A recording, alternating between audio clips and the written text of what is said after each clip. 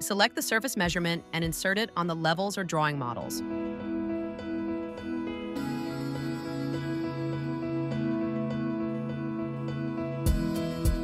Insert the nodes to define the perimeter to be measured.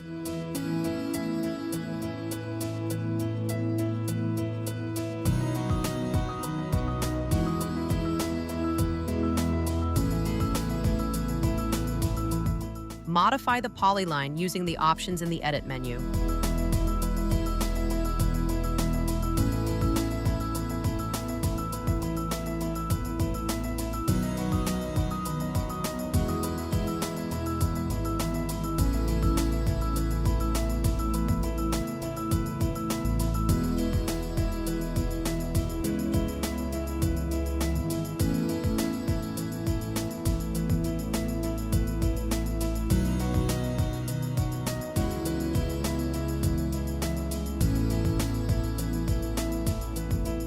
Customize the graphical representation.